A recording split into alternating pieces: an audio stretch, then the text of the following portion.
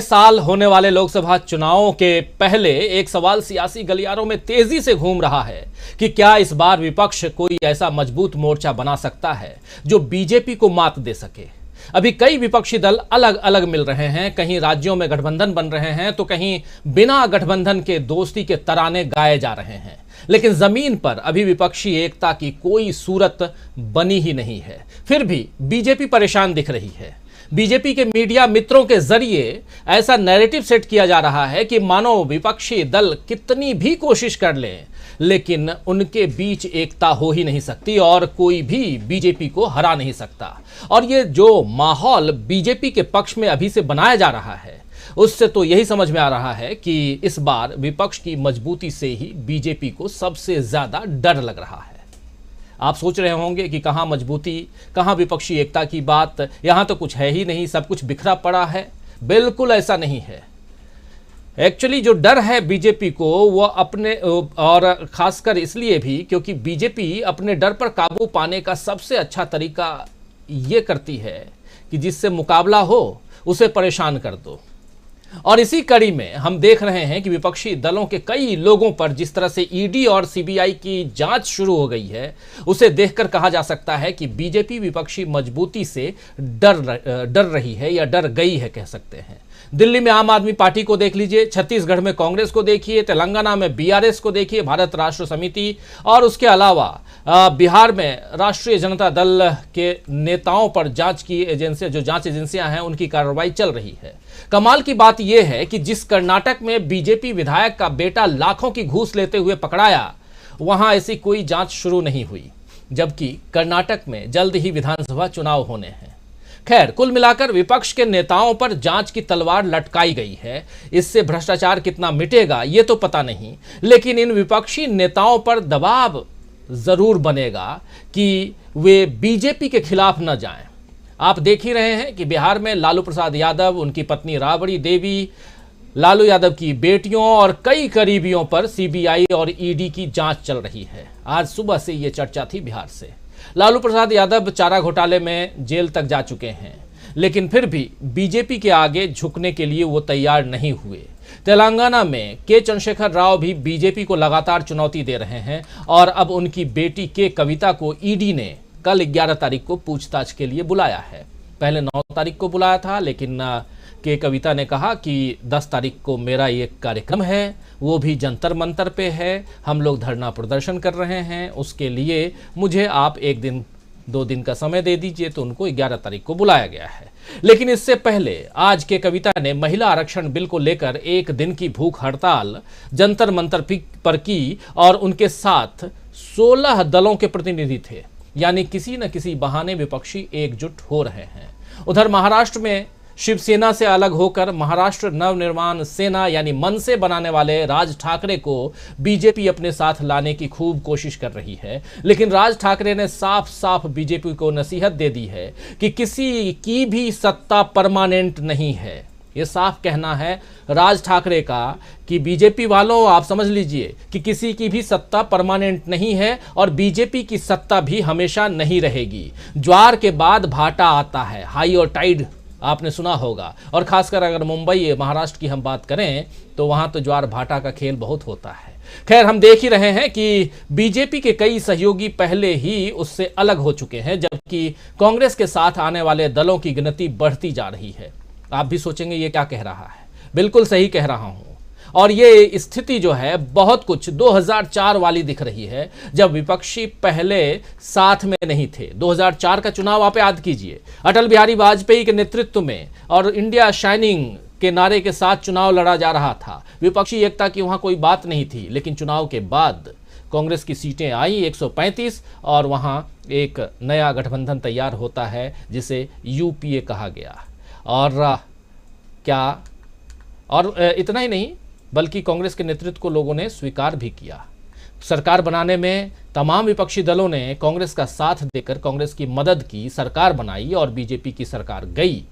अटल बिहारी वाजपेयी की सरकार चली गई 2004। क्या 2024 2004 को रिपीट करेगा?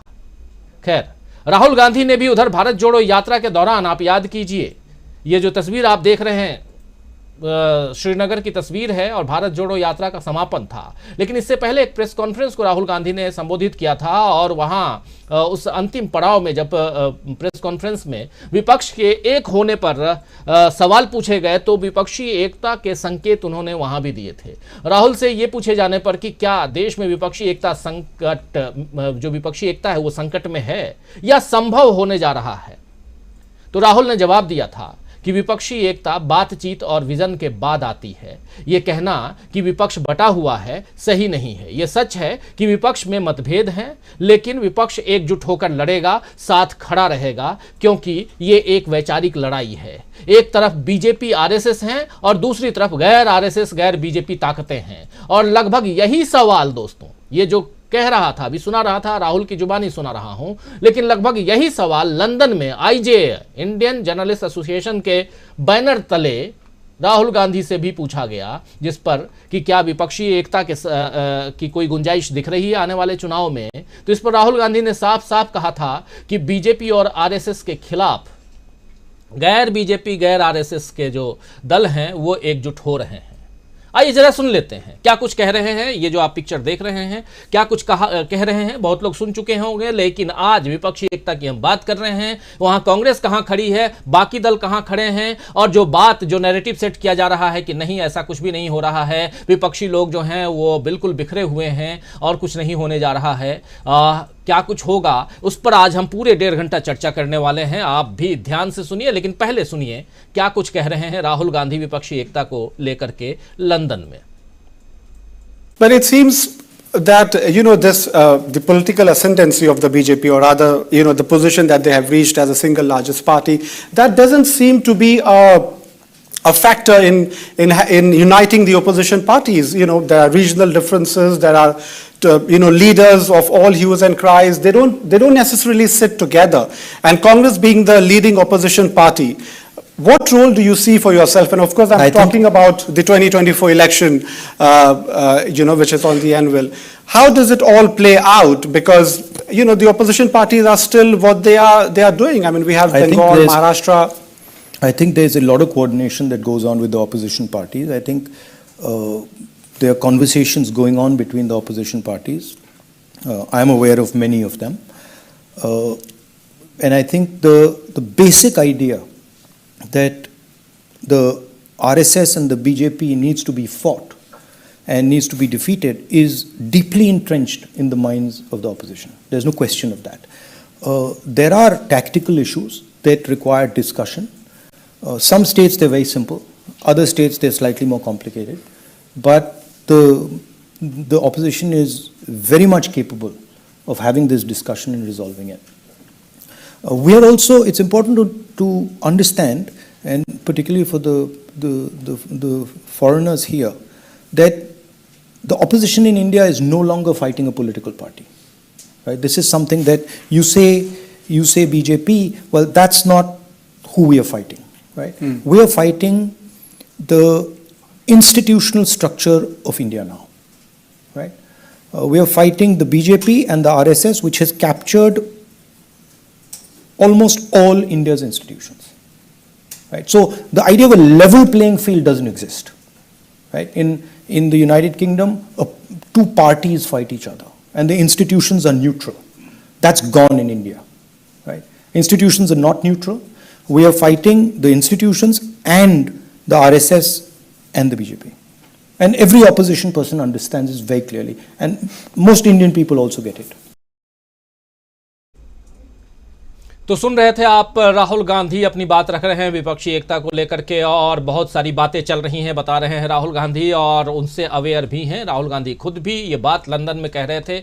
आईजेए की जो ब्रीफिंग थी कह सकते हैं, एक औपचारिक चर्चा के दौरान राहुल गांधी, और ये बात न सिर्फ लंदन के इस यानी इंडियन जर्नलिस्ट एसोसिएशन के मंच तले ही नहीं, बल्कि उन्होंने इंडियन ओवरसीज़ कांग्रेस के मंच तले भी उन्होंने ये बात कही थी, और यही बात इंडिया में भी वो भारत में भी कहते रहे भारत जोड़ो यात्रा के दरमियान।